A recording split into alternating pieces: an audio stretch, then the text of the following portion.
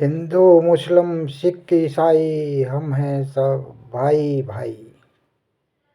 ये जिसने भी लिखा है वो बहुत चतुर आदमी था और वोटों को बहुत बड़ा लालची होगा, क्योंकि उसे सबके वोट चाहिए। लेकिन ऐसा कभी संभव हो ही नहीं सकता।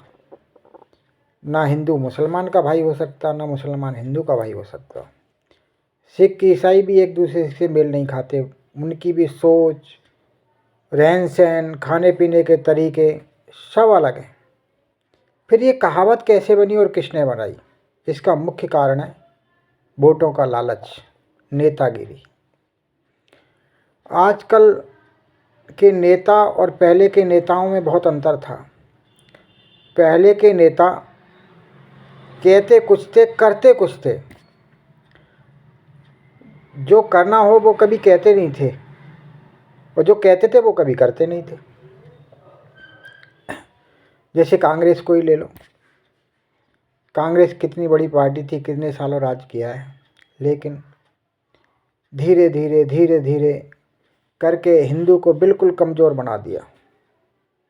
कुछ साल और रहते तो हिंदू को ख़त्म ही कर देते। उनकी शक्तियाँ सारी बिल्कुल धराशायी हो चुकी हैं।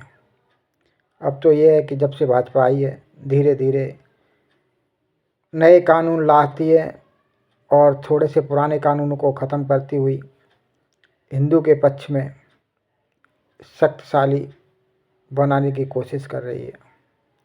नहीं, पहले तो देखो, वक्फ बोर्ड देख लो, जिसकी चाहे उसकी ज़मीन खींच ले, कोई कुछ ना कर पाए। यहाँ तक कि सुप्रीम कोर्ट, हाई कोर्ट उसके आगे धराशायी हो चुके। पहले कहते थे तुम मेरे हो, वही तुम्हारी जड़ काटते थे। कहते थे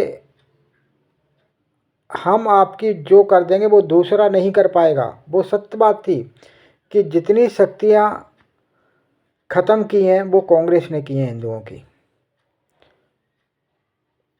बात यहाँ हिंदू मुस्लिम सिख ईसाई की नहीं है, बात होती है समानता की। देश का राजा होता है एक समान रखना चाहिए, चाहे वो हिंदू हो, मुसलमान हो, सिख हो, ईसाई हो।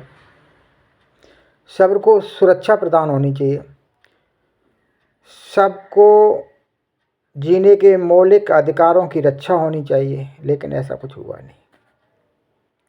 जब भी हुआ उसका उल्टा हुआ। चंद वोटों के चक्कर में एक को नीचे गिरा के ऊपर को दूसरे को उठाया।